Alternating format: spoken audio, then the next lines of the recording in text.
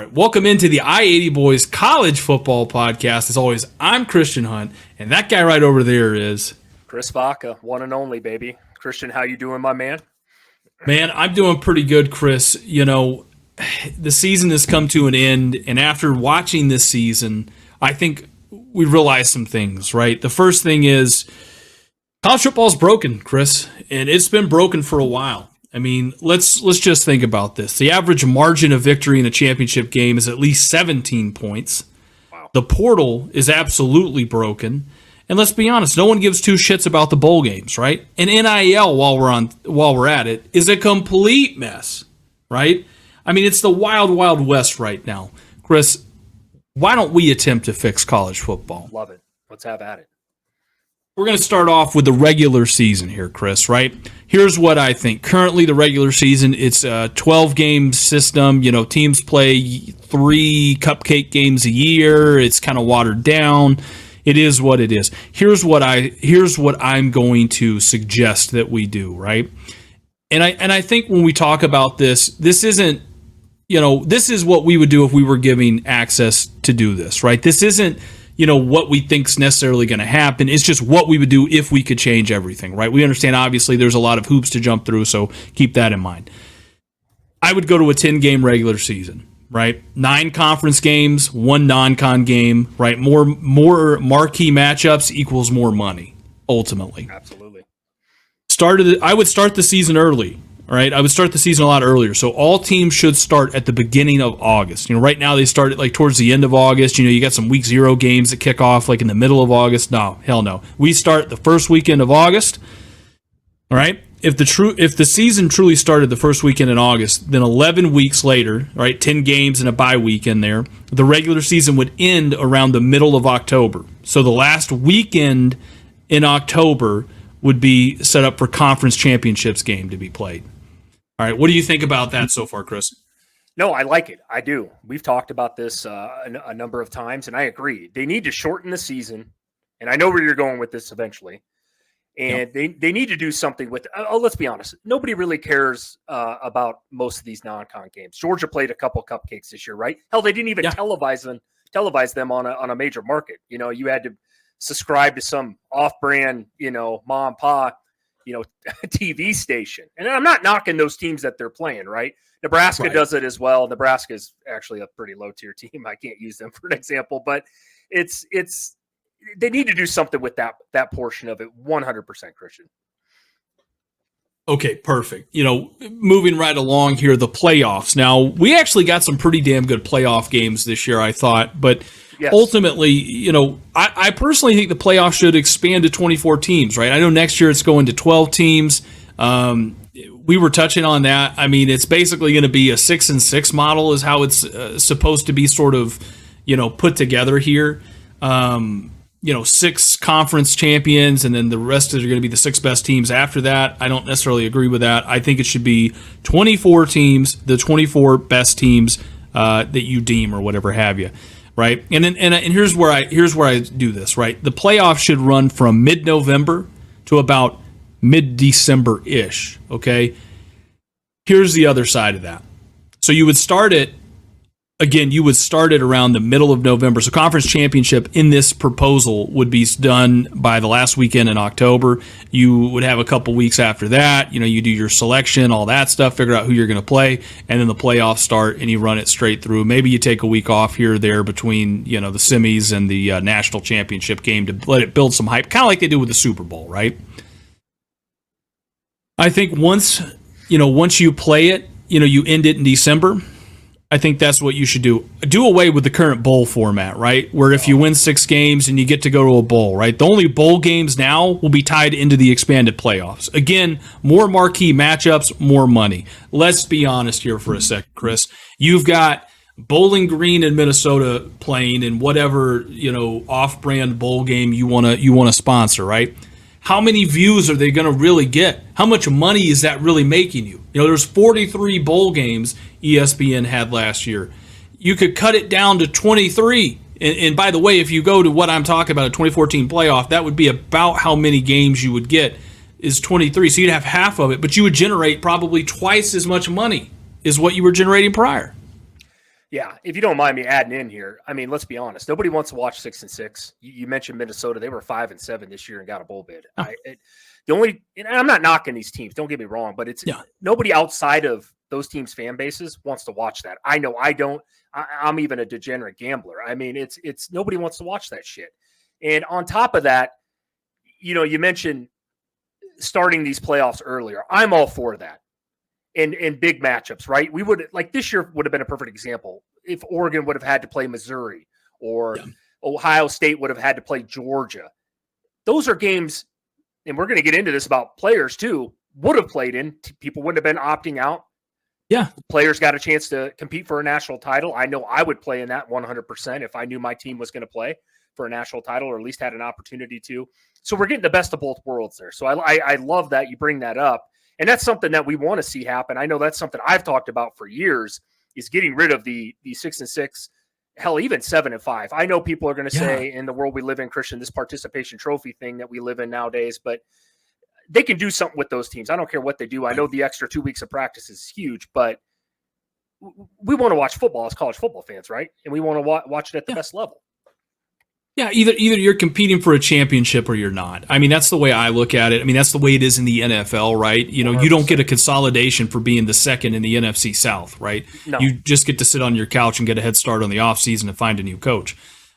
Falcons. Anyways, they probably weren't even the second, but you get where I'm going with this. And you bring up a good point there with the extra bowl prep, right? What I would do is all teams can still practice until the college football playoff starts. Right, so you have from about the middle of October until, the midpoint of November there to practice. That way, if there is new coaches, right, so let's say, for example, again, Luke Fickell leaves and takes the job somewhere else, right, and Wisconsin now has a new coach. I'm just throwing them out, for example, not saying anything bad either way. And they hire a new coach, and they don't make it to a bowl game. Let's just say. You would have that time. You would have, as a coach, you could come in, you could have 2 weeks to kind of see what your roster is going to be about, and you could also get 2 extra weeks to kind of practice. Or let's say I'm a coach and I'm staying with a program. I've got 2 weeks to now see, hey, I know these guys are going to the NFL. Maybe these guys are going to jump in the portal down the road. I can see what my roster is going to look like without having to worry about, I got to prep for this game or that game. I can get more practice in with those guys that I know are going to be on my team next year. And that would be and everybody would have that. It wouldn't just be like certain teams that were 6-6 or whatever have you. No, everybody would have that. And I think it would make for better competition the next year, which would then increase, maybe cut down on that margin of victory, make those games a little more interesting. Right. I would like to also add, I don't know how this would work, but just something I thought of as you were talking about that. Maybe do something like what the men's basketball teams do. They have an NIT tournament for teams that don't make the big tournament, something to play for those 6-6, 7-5 teams, whether that's maybe if you win the damn thing, you get maybe more NIL money. I don't know, but I mean, there's something, make it worth something to play for, I guess is my point, for those teams and practice. And I know there's ways around that. You could come up with a million different ideas, but I don't want to shun on those 6-6, 7-5 teams, by the way. I know that's what people are going to hear. Oh, you don't care about those teams. And, just like Nebraska can't even make a bowl game. And I'd love them to make a bowl game. But a lot of it is obviously that prep work, the extra 2-3 weeks they get, to develop players. I know people are going to be moving too, but I think there's something that they can do with that and it'd be beneficial. Yeah, I agree with you. I mean, that would be something, make it mean something. I mean, hell, the NBA did it this year with that in-season tournament, right? I mean, you could have a consolidation bracket there, right? However you really want to do it. Maybe it's the mid tiers of the Power 4 conference or whatever have you. I don't know. I mean, they can figure something out. It's college football. I mean, everything the NCAA and all these guys are doing now, it's all money. It's a business. It's all about money. You want to make the most money? Get the most marquee games that you possibly can and make it frickin' mean something, right? Everybody wants to go to this whole NFL style. We got to have 18, 19, 20, however many games throughout the season. And it's like, look, we don't care about that. I hear a lot of pundits sit there and say, well, we don't want to watch Ohio State and Michigan play 3 times a year. We don't want to watch, Georgia and Bama play 2 or 3 times a year. And it's like, yeah, we do. I'd much rather watch that than watch that ass whipping that I've seen, Georgia hand TCU last year. Right. Right? Florida State this year. Or Florida State this year. I'd much rather watch that than watch the ass whipping I watched, Alabama hand to Ohio State a couple years back, or LSU to Oklahoma, or Clemson to Alabama. I would much rather watch some of these. I want to watch the best games, and I want it to mean something, right? And anybody can lose in any given week in college football. 100%. That's what makes it so fun to watch. 100%. All right, moving on here to the transfer portal, Chris. I think, look, part of the benefit of moving the season up and ending it around the mid-December time frame is you would be able to open the portal for 2 to 3 weeks after the playoffs, right? I think 48 hours if the season ended like mid to a little bit later in January there, that second, third week of January, you now would be able to open the portal up. And yeah, it wouldn't be a whole month, but you would have 2 or 3 weeks. I don't think the portal should be open for a month. I think that's way too damn much time, honestly, for things to shake out. Let it be 2 to 3 weeks. Let's consolidate it. Let's condense it. And let's get these kids moving, doing what they're doing. Here's the thing. It aligns more with the class schedules, right? That's what it comes down to. That's why the portal, I think, opens in December, is because a lot of these kids, at the end of the day, we sometimes forget this isn't a professional organization, right? This isn't their job. They do have to go to school, albeit sometimes what school is for certain, certain programs might vary. They do got to go to class at some point, and they have to be enrolled and at least give off that presentation that that's what they're doing. I think ultimately, a lot of classes in college, they start around the beginning of January to mid part of January. So you need these kids to figure out where they're going so they can get to it. I know a lot of people are going to throw out, well, maybe we shouldn't do that because, what about New Year's? We should have New Year's Day football. Look, I'll be honest, I don't give a shit when the Natties played. They could play it on a random Tuesday in July in a dark alleyway. I think we'd all still watch it if it's a good enough matchup. So 100%. Getting back to the portal here, we're talking about it should end 48 hours after the national championship. And it would close, around that second week of January, wherever that goes. Speaking of the portal, look, I think here's what I think should happen. I think for the kids that jump in the portal, you should get one time to transfer without penalty. It doesn't matter if a coach gets fired. It doesn't matter what happens. Because now we're throwing money into it. We're going to get to the money aspect of that here in a bit. You should get one free time to transfer. If, let's say, for example, you transfer to a school and you say, hey, it didn't work out, I want to transfer again, then I think there should be an either-or scenario that kicks off. I think either you should have to sit out a year or you have to burn a year of eligibility, right? I'll give you a great example of this. Let's say I'm a quarterback, for example, right? And I go to Clemson, and I play in 3 games that year, and I get redshirted, and I say, this ain't really working out for me, son. I end up moving from Clemson. Let's say I go down to like North Carolina to become their quarterback, right? So now I go over to North Carolina. I'm still a freshman on paper. I do it. I can transfer. Good. I don't have to sit out a year. I play a year there, right? And I light it up, and I take the world by storm. I'm the fucking ACC champion, rookie of the year, whatever you want to call it. Now all of a sudden Notre Dame wants to come get me, right? Now I'm going to be, that was my freshman year, right? Now I'm going to be a sophomore. If I transfer to Notre Dame, I should either be able, I have to sit out a year, or I can go play right away at Notre Dame, but now I'm going to be a junior, not a sophomore. So now I only have 2 years of eligibility left instead of 3. And I think that would cut down on a lot of what these athletes are doing. I mean, we've got kids getting their doctorate out here. Yeah, I mean, well, Casey Thompson, for example, right? Just signed with Oklahoma. Yeah. I have 2 problems with this. 7 years of college football. This will be his 7th year. It's way too many. Yep. Okay. Now, I understand people get hurt. I understand that. ACLs, I get all that. But 7 years. We got another kid out there, Dylan Gabriel, same thing. But Casey Thompson is on his 4th team. I mean, this guy bounces around all over the place. It's something needs to be done, whether it's the offer that you proposed.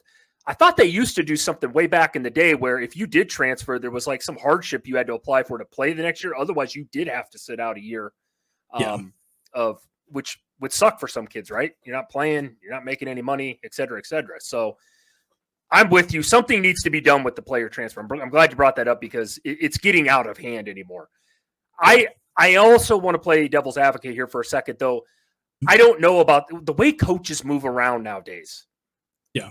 You're recruited by a coach. Boom, you go there, he leaves. I mean, I don't know if maybe I'm more maybe the kid gets an extra transfer there because of the coach leaving. Like a lot of kids, I think, go to play for coaches. But, I mean, it's got to be tough for guys like Brian Kelly leave schools. You can name a bunch of them that have left lately, too. You know, like some of Washington's players. Like, shit, I was recruited this year. We make the national title game. DeBoer's gone. Boom. And where am I supposed to go? You know? Do I transfer to Alabama then? Yeah, I'll give you a great use. We're talking about Will Rogers, right? Will Rogers, perfect example. Yeah, perfect example of that, right? Gets recruited. He was at Washington for maybe a month, not even. He was at the national championship game on the sidelines. A couple days after that, DeBoer ends up taking the job at Bama. Less than 24 hours after that, he jumps right back in the portal. See, where I draw the line of it, and I know the way you look at it, right? It's, hey, I committed to play for you. You're no longer there. I'm out, right?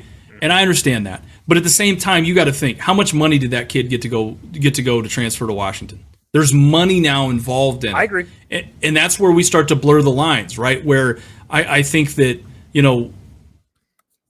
you're still got to look at it from the standpoint of, it was about not paying the kids. It was about not being able to transfer, and then that's what kind of led to all these things happening. I still think, look, the kids are getting paid. I mean, I can't really feel bad for a kid that's going to go get probably, what did he probably get? Probably $500,000, $700,000 to go transfer to Washington to be their quarterback.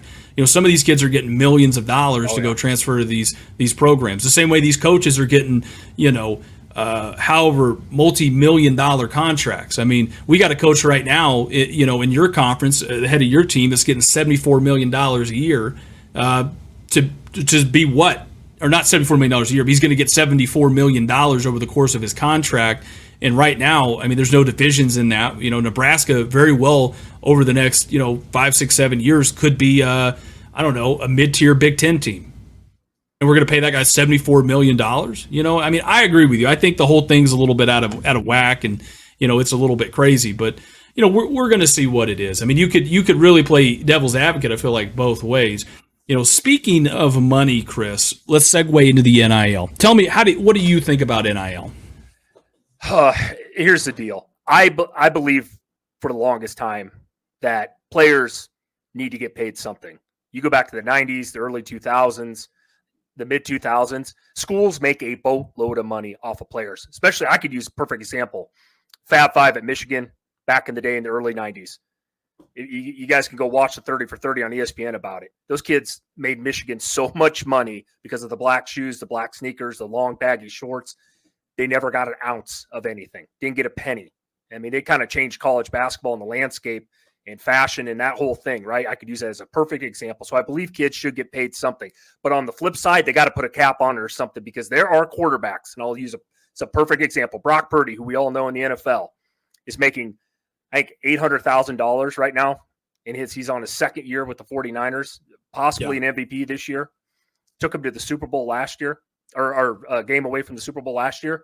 There are quarterbacks right now that haven't thrown a college pass in college football that are making double, some triple than what he's making. I have a huge problem with that. They haven't even thrown a college pass yet, Christian. They got to put some sort of cap on this so it isn't this NFL free agent market where another team's up here, another team's here. Something needs to change there. That's one of my biggest problems I have with college football. I think the other thing too, Chris, is, when we talk about college football, and I think you're exactly right. There needs to be capped, and it needs to be, I think, it needs to be an even playing 100%. field in essence for every team. Because let's be honest, I mean, USC, Texas A&M, hell, even Nebraska. There's a lot of teams in the country that aren't probably going to come close to touching those NIL deals, right? And those collectives that those programs can offer. My point with it being, we're entering into this age of football now where we watched an entire conference get engulfed in the Pac-12, basically because of TV deals and money. 100%. Right? And I don't think we're done with that yet. I think that's probably just the beginning. But basically what that tells me is it's about the major players in this, right? The SEC and the Big Ten, I mean, those are the big dogs, right? The ACC's right behind them, and the Big 12's a couple of decisions and a couple of teams away from folding. Now, I know they've added a bunch of teams. Let's be honest. 5-6 of those teams end up jumping. It's a wrap. That's all she wrote. And it only takes one to start that domino. My point of it being, and we're talking about this right now, I really think that what should happen for NIL is they should look at the Power Four, right? And they should look at the TV, TV deals that get paid out, or the conference deals that get capped out. Like I think I was looking at the SEC, in the Big Ten, they're probably right neck and neck. It's like each team gets about 55 million or 60 million, something like that. Then you go to like the Big 12 and it's closer to like 40. I think they should figure out what each team gets paid out, at the end of the year. And they should combine it and average it out. So let's say, for example, the Big 12 gets, as a conference, they pay their schools, $40 million, and the SEC, each school gets $60 million. Well, then okay, the Power Four now is going to be $50 million. You get 10% of that is what you can use. You can use 10% of that basically to recruit with and to use for NIL. Right. But if you're doing this, it has to be gone through the university. We're doing all this through like back alleys and it's the Wild West of it. I mean, we've seen kids decommit because they didn't get their NIL money because it was promised through this guy that's affiliated somewhat with the university that kind of handles all that shit. Just do away with that. The NCAA needs to get about 50, they need to get about 130, however many colleges, there are, and they need to send a representative down there and they say, listen, we're going to be your NIL guy. We're going to make sure that when you sign these kids, everything has to be gone through the university. If we figure out that you're paying kids on top of this, in addition to this, then we will, we're going to do something. We're going to punish you. I mean, I'm not saying death penalty, but I mean, they need to do something about it because right now it's just the Wild West of it. That's probably the hardest part right there, though, because the under the table thing from boosters and stuff on the side, right? This has been going on for years. I mean, all you got to do is bring up SMU, right? I mean, Eric Dickerson took a pay cut to go to the NFL with what was going on down there in Texas.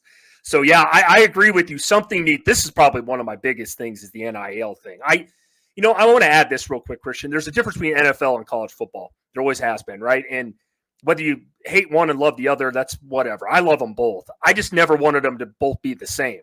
And that's kind of what it's become. And I hate it. I do. I want them to be different.